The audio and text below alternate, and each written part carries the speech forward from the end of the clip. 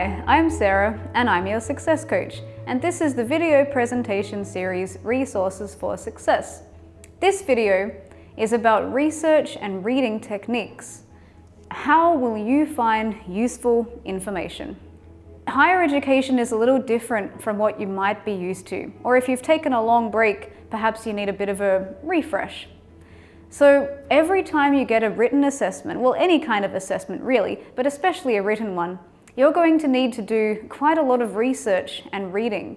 You're also going to have a lot of weekly reading that you'll need to do so that you have enough content knowledge of your subject to be able to pass an exam as well as to write your assessment.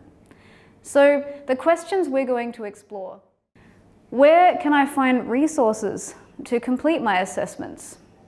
Also, how will I know whether this resource is actually going to be useful for me and relevant? And finally, how can I read more quickly and more effectively? Because if I'm going to read a lot, I'm going to need to be able to do this faster. So let's talk about the kind of reading that's expected in higher education. Now, you're expected to put in quite a bit of hours of study time every week, around 15 to 20 at least, like a part-time job. And a lot of this is going to be reading time. Research time as well, but reading is a very big thing in higher education.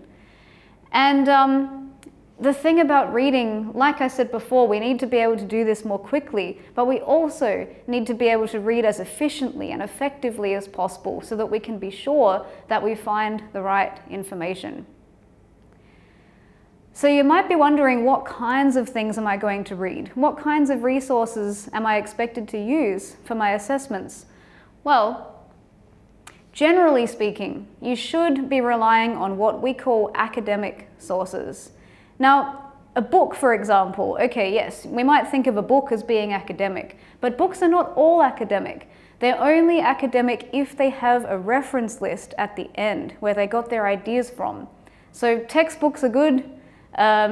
Books can also be in the form of ebooks, but they must have evidence to back up where they got their research from. So there should be a reference list at the end for it to be classed as an academic source. We'll talk more about referencing in another video.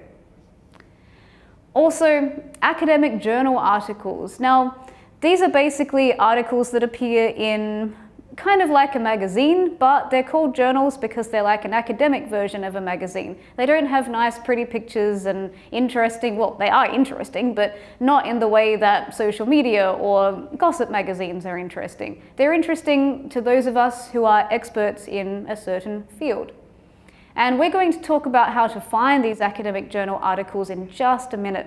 But first, another kind of academic source is a website that ends in .gov, .org, or .edu. So that means the website has been produced by the government or a professional organization or an educational institution like a university. And these are reliable sources of online information because they're based on research and evidence, not people's subjective opinion. So any of these three are known as academic sources, and this is where the majority of your information should come from. If you're ever in doubt about a particular type of resource, just check with your teacher or facilitator if it's okay to use it, or check with me, your success coach. I can also give you advice about that. So how can I find these academic resources? Well, your first port of call should be in the main menu here. You will find a section which says Library and Research Resources. And this should be your first port of call. It's going to be one of the easiest ways to find academic sources, which will be relevant to you. So if you click on that link, you will come up with a list of what we call electronic databases. And these databases are basically platforms filled with academic journal articles that will be relevant for your study. So it'll come up with a long list. There'll be about 10 or so in the list. You can click on any one of those, have a search, play around with them. You might find that you have a favorite one that you'll use all the time, and that's also okay. This database is one of my favorite ones. It's called Informit, and this is in one of your links as well. So When you come up with a database homepage, it will look something like this. You usually click on advanced search because then you can see all the options. As you can see, I've got advanced search selected on this one at the moment. And you'll see that it comes up with bars where you can type in your search terms. Now, your search terms are simply your assessment keywords. If you're not really sure how to find the keywords in your assessment task, you can watch the video called Writing Techniques Number 1, the structure video. That will tell you how you can find your keywords. But let's say that you know what your keywords are. You're going to enter your search terms into this database and it will come up with a lot, hopefully, of relevant articles, which you can then sort through and use for your assessment. So let's have a quick look at an example. Let's say that this is one of your assessment task questions. It says, students must undertake research to observe the various types of aesthetics clinics and identify the differences between them and the different types of clientele that visit each.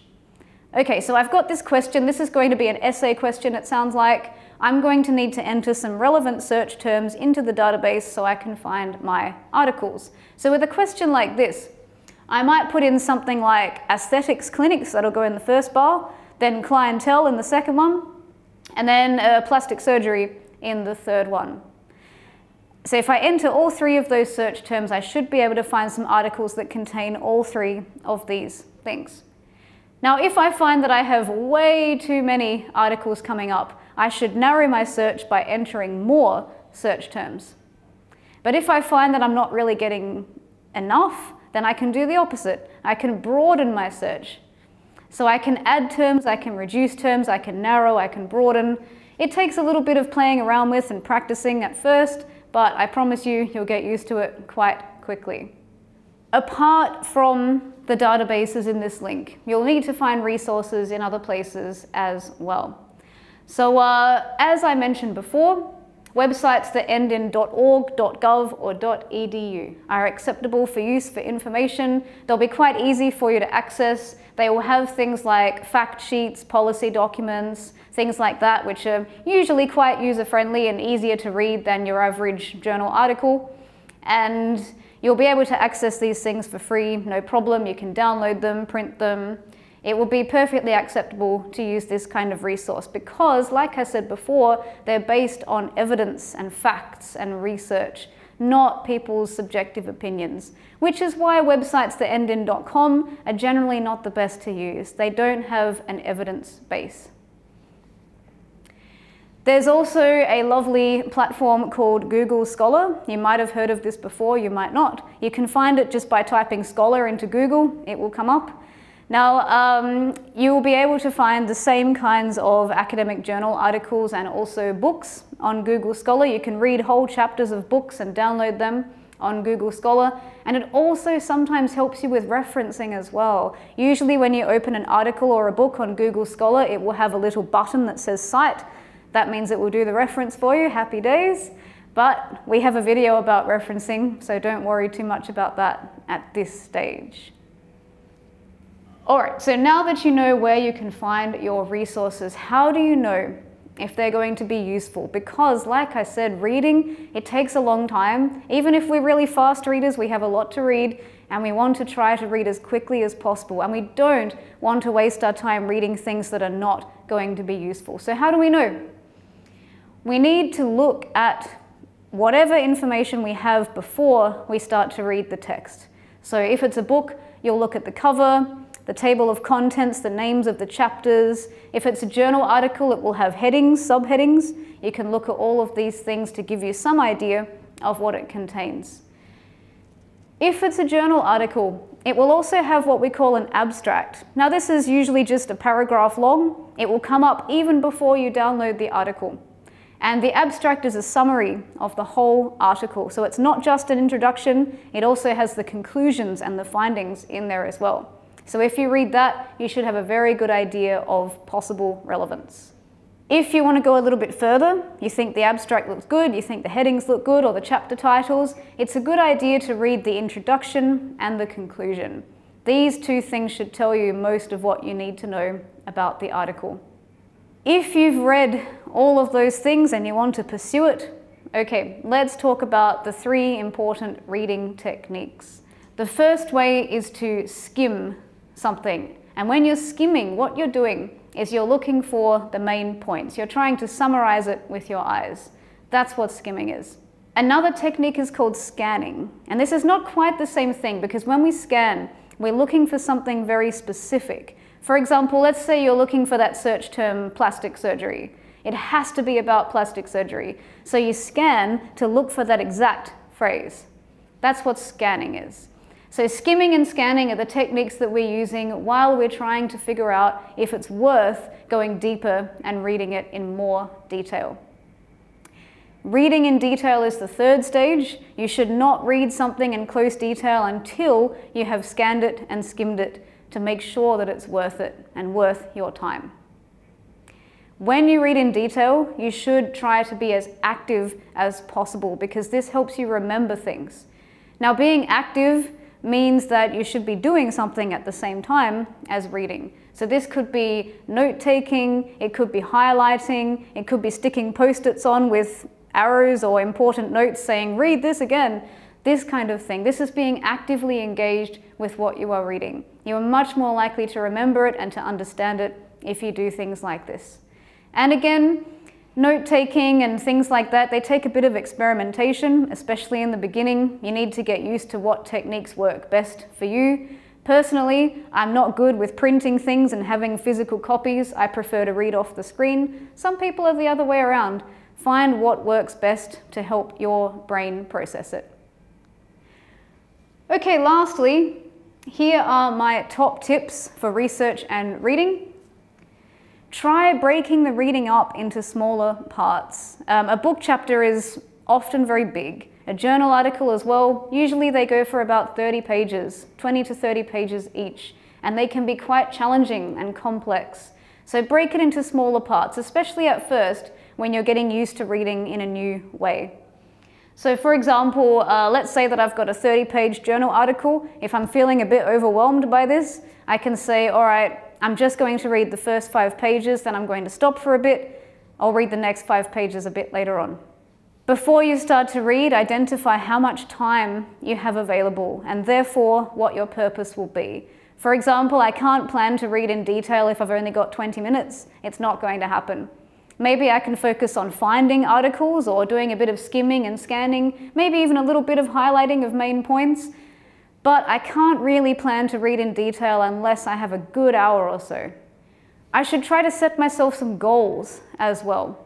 For example, I am going to find 5 relevant sources today, or I'm going to read 10 pages within this next hour. Goals like that will help me stay focused, and I'll get a sense of achievement at the end, which will help me stay positive. We talked about the importance of rewards in the study planning video. I'm going to rehash that again now. Rewarding yourself is so important to keep yourself in that positive frame of mind. Now, a little trick about reading as well.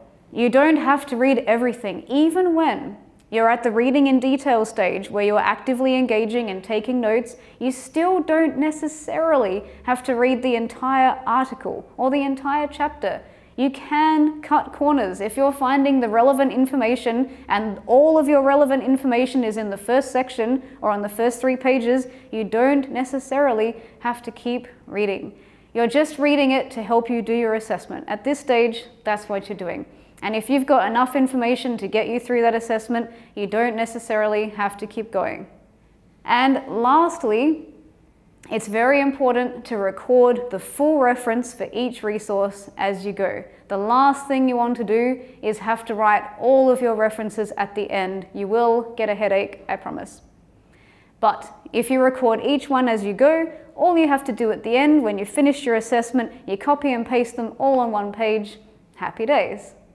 We will talk about referencing in the video presentation about referencing. If you haven't watched that one, now is a good time to do that.